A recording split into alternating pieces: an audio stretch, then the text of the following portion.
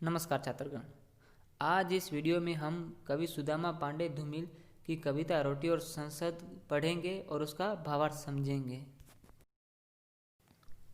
एक आदमी रोटी बेलता है, एक आदमी रोटी खाता है, एक तीसरा आदमी भी है जो न रोटी बेलता है न रोटी खाता है, वह सिर्फ रोटी से खेलता है।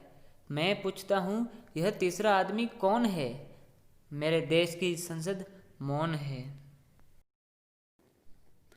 प्रस्तुत कविता रोटी और संसद धूमिल जी रचित क्लेवर की कविता है, किंतु उनका अंतर्निहित व्यंग बड़ा ही चैन और धारदार है। थोड़े में बहुत कुछ और मर्मस्पर्शी ढंग से कह देना ही वास्तव में सही व्यंग है। इस कला में धूमिल जी निस्संदेह पूर्व दक्ष है। राजनीति में पनपती हुई स्वार्थपरता जैसी अपराधी मनोवृत्ति की ओर भी कवि का सूक्ष्म व्यंग चिंतनीय है। तीसरे आदमी के प्रश्न पर देश की संसद की राजनीति से राजपुरुषों की दूषित छवि को कवि ने बड़े ही कलात्मक रूप में प्रस्तुत किया है। कवि ने प्रस्तुत कविता में सामाजिक और राजनीतिक जीवन को झकझोर देने वाली मनुष्य की आधारभूत समस्या भूख को भी मर्मवेदी ढंग से व्यक्त किया है।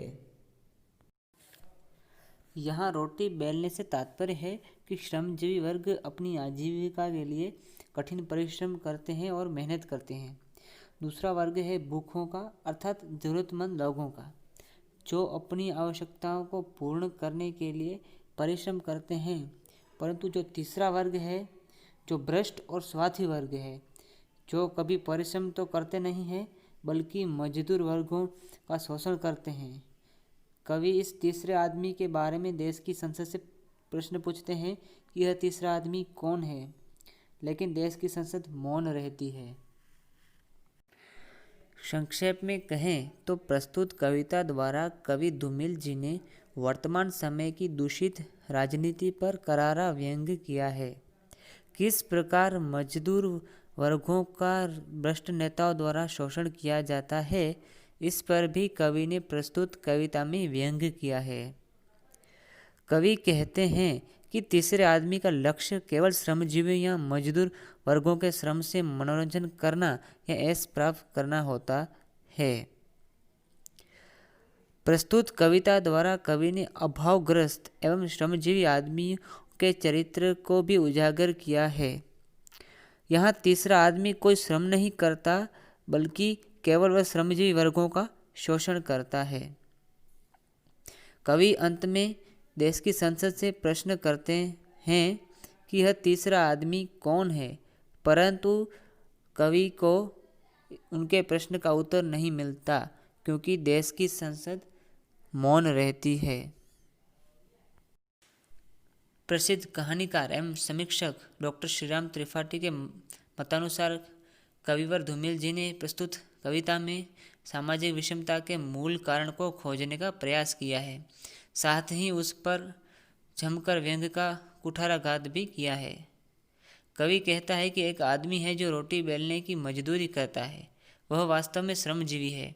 दूसरा आदमी है जो रोटी खाता है, अर्थात वह भूखा है, अभावग्रस्त या जरूरतमंद है। समाज में एक तीसरे वर्ग का आदमी भी है जो न तो रोटी बेलने का श्रम करता है और न ही वह रोटी खाता है, क्योंकि उसे रोटी की भूख नहीं है, वह तो सिर्फ रोटी से खेलता है। स्पष्ट है कि इस तीसरे आदमी का लक्ष्य श्रमजीवियों के श्रम से मनोरंजन या ऐश प्राप्त करना है। कवि पीड़ा और आश्चर्य से देश के करोड़ों लोगों से और देश के कर्णधारों से सीधा सवाल करता है कि यह तीसरा आदमी कौन है। निष्कर्षतः यह कह सकते हैं कि प्रस्तुत कविता द्वारा कवि श्री धूमिल जी ने काफ़ी कम शब्दों में ही राजनेताओं द्वारा किस प्रकार श्रमजीवियों या जरूरतमंद लोगों पर किस प्रकार शोषण किया जाता है उस पर करारा व्यंग किया है। अतः कह सकते हैं कि यह एक श्रेष्ठ रचना है।